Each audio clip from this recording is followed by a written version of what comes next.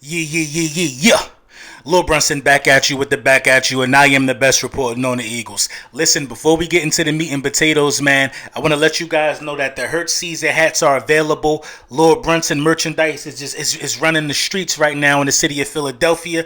Make sure you tap in with the print champs to go ahead and grab you that. The Rinse Due buckets is available as well. Hurt Season buckets, everything. Look, there's a Rinse Due snapback up there now, man. It's just going down. It's going down, basement. Father's Day is coming. It's getting closer and closer and closer by the day. I think it's next week. Make sure you tap in with Manscaped. Use code Brunson. Save 20% off and get free shipping. And the free shipping I for that for y'all. Yeah. Set pops up real quick. Set pops up, man. Manscaped got an assortment of things that could get you ahead of the curve when taking care of pops, because pops matter too in terms of Father's Day. Listen, let's get into the meat and potatoes. I'm happy to be back, y'all.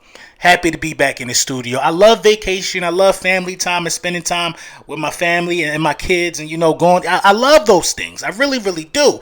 But it's time to get back to the business at hand. Sometimes it's good to unwind, but we back. Let's get into the meat and potatoes. So, there was an article. I saw it on Bleacher Report. I don't want to miscite this article or who came out with this news, but there was a list of the 50 greatest wide receivers in college football in the last 50 years, and Devonta Smith cracked the top 5. Yes, sir. The guy we just drafted, Philadelphia. How does it feel? How does it feel to be in a situation like this where you drafted a guy whose potential and stock is as high as Devonta Smith, a Heisman winner? How good is that, man? This might be the first, has to be the first Heisman winner ever the Philadelphia Eagles drafted. You know what I'm saying? Look how high his stock is in the last 50 years of wide receivers. I'm not sure who was 1 and 2, but I think Devonta Smith was 3. He was. And he was the 3rd best in the last 50 years of any wide receiver that came out of college. It's ridiculous to me. Only guys that I could think of that might have been better, you probably talking about Calvin Johnson and Julio. That was better collegiately based upon what these guys are saying. But it's just remarkable, man, that we was able to, grab a guy like this, keep this guy, you know what I'm saying, and make sure that this guy becomes a Philadelphia Eagle. Trading up for a guy of this stature is remarkable and is what you're supposed to do. In my opinion, the upside and the potential and the accomplishments that he already has at the collegiate level, you have to trade up for a guy like this. Even by some miracle, it's a very slim chance that he happens to be a bust at the next level. You can't fault Howie Roseman for going up and getting a guy who performed the way this guy performed in college. You can't fault Howie Roseman at all. So, you know what I mean? I just wanted to point that out, man. The stature of this guy is just unbelievable. It's remarkable. The pedigree that he's already bringing to the team. Other guys feel like they got to step up. And we need massive production from our wide receiver room, especially this year. So, we already talked about early in lunchtime with the Bullies. We talked about Nick Mullins being signed to the roster and essentially taking over that third quarterback role during OTA. Some people think he's going to be a camp arm. But Nick Mullins, I'm not going to sit here and tell you that Nick Mullins is like Jalen Hurts. I'm not going to say he has that type of upside. But Nick Mullins ain't no guy you can sneeze at. I think in 16 starts, the only person that got, in their first 16 starts with more passing yards than him is Patrick Mahomes. He got like 4,500 yards in his first 16 starts. Now, I don't want him to start. I'm not trying to beat nothing down anybody's. I'm not trying to make you believe that he can lead us to the Super Bowl if he starts or nothing like that. But I'm just telling you, man, this is competition. This is competition. And like I spoke about earlier in lunchtime with the Bullies, man, you don't see guys going out there and getting competition for. Listen, Jalen Hurts is going to start. Whether some of y'all like it or not, he's going to start.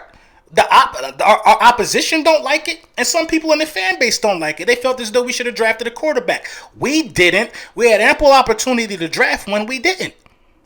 Justin Fields looked at us right in our face. Jalen Hurts is going to start. Nick Mullins is in there to make sure that arm don't get tired. He's in there to throw some passes because Hurts can't throw passes to everybody. You know what I mean? Hurts can't. He can't be the only one throwing in camp. It's a camp arm 9 times out of 10. But Nick Mullins is a guy who's going to bring some edge and some moxie to the quarterback room. And I like it, man. I like the move for Nick Mullins, man. And we just going to leave that at that. You know what I'm saying? I like it, man. You don't see other teams putting competition. Listen, there's no competition for Brady. There's no competition for Mahomes. There's no competition for Ben Roethlisberger. It's not even no competition for dudes like Daniel Jones, Dak Prescott, everybody that's supposed to start. It's no competition. So why are we expecting competition to be brought in for Jalen Hurts? It's his job. It's his job. Let's see how he performs. And I think he's going to shock a lot of people and shut a lot of people up. So Bleacher Report also put out an interesting article. This was interesting. I actually read a lot of it, because it corresponded to a lot of teams. It corresponded to every team, but it also dove deep into the teams in our division. I'm keeping a close eye on the division this year. I have to. The division is doing a lot of barking. Everybody wants to make a lot of, make a lot of noise and just say crazy stuff in terms of what Jalen Hurts is going to do. He's a bum. He's this and he's that. Well, Bleacher Report listed out every need of every team or every concern of every team right now. And, let's talk about it. Washington, the major concern that Bleacher Report said that Washington is going to have to deal with this year is quarterback depth. Now, I believe it's the quarterback position, but depth? How many more quarterbacks do you need? How about you should have drafted a quarterback for the last 2 years? For the last 2 years, for everybody telling me that Chase Young was a safe pick, Chase Young wasn't. You can't go wrong with picking Chase Young. I said you should have drafted a quarterback that year. You know what I'm saying? When you drafted Chase Young, I said you should have took a quarterback. Now fast forward a year later, now you need QB depth. You don't just need a quarterback, you need multiple quarterbacks. That's what QB depth means. Ryan Fitzpatrick is almost guaranteed not to play every game this season. You're guaranteed you're guaranteed to have to switch quarterbacks if you Washington. You don't have a quarterback. You don't have a second quarterback. You just don't. And it is what it is. You know what I mean? So I agree with that. Dallas, man, they said the biggest concern for Dallas was coaching. I agree for that. I agree for it because when you look at the job that Mike McCarthy did, yeah, you lost Dak Prescott, but the coaching was still subpar with Dak Prescott in the game. Very subpar. A lot of throwing and not enough leaning on Ezekiel Elliott. Period. Coaches made bad decisions. He was uncharacteristically going for fourth downs and not taking 3 points, leaving points on the board. Not uncharacteristically. Maybe that was why he was out of a job for quite some time, but he just wasn't looking like a guy that coached and won a Super Bowl. Maybe it was looking like Aaron Rodgers had pulled him along. You know what I'm saying? And that's not even talk about the defense, the way they quit. So coaching, I got to agree with that. Coaching would be a huge concern. Now, I can add another concern to that. The health of Dak Prescott. Is he even medically cleared? You know what I'm saying? A lot of these guys got a lot of holes that the media is overlooking because everybody's fixated on the Philadelphia Eagles. Now, let's get to the Giants, my favorite team of the offseason right now. Let's get to those guys. The number one concern, according to Bleacher Report, as it corresponds to the New York Giants, is the quarterback. Now, listen, there's a difference between quarterback depth, which was listed for Washington, and the quarterback, which is listed for the Giants. It just says quarterback. They're unsure. Daniel Jones is the weak link over there. Let's think about this. Everybody wants to say Jalen Hurts went 1-4, 50% completion percentage. Daniel Jones is 8-18. Daniel Jones is 8-18. That's not good. It's not good. It's really not good. Think about this for a second. Out of 18 games, he's won 8 games. Listen, the fumbles speaks for themselves when you're talking about Daniel Jones.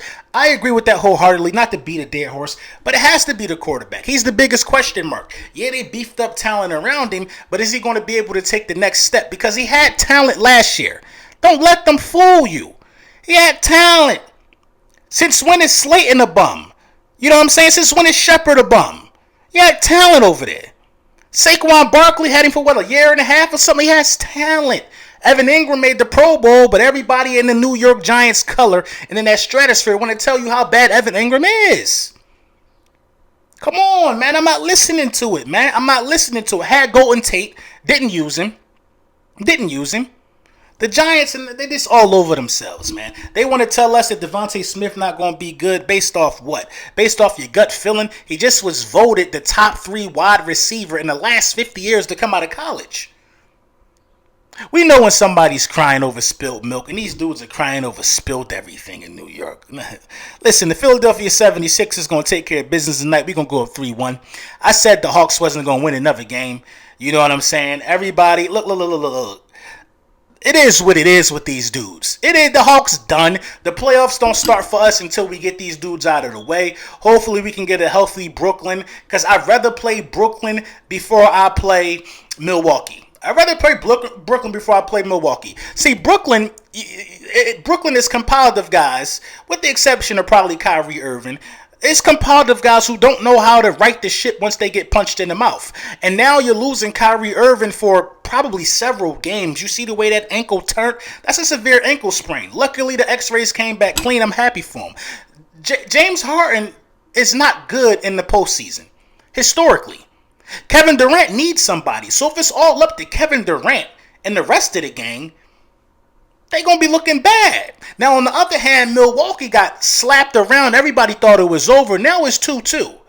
It's 2-2 going back to Brooklyn, and Brooklyn looks like the least healthy team. The least healthy team. A lot of people hurt over there. So are they going to rush James Harden back after the hamstring? The hamstring looks to be career-defining for James Harden. It's really the only thing he missed time for, the same hamstring. But it is what it is, man. Not to talk about them guys, but the Philadelphia 76ers, Danny Green is going to be out for some time. Inserting Matisse Thybulle into this lineup is going to be golden for the Philadelphia 76ers. I think putting your second-team all-defense guy in Matisse Thybulle with your first-team all-defense guy in Ben Simmons on the perimeter is going to continue to make things difficult for Trae Young. You can look at the end of the numbers, at the end of the game all you want. Trae Young ain't just doing what he want out there. They making him change his mind. Running him off that three-point line, length, everything is on the court for the Philadelphia 76ers to win this game and get to the finals. I believe in this team, but, we're going to take it one day at a time, man. Let me know what y'all think in the comments, man.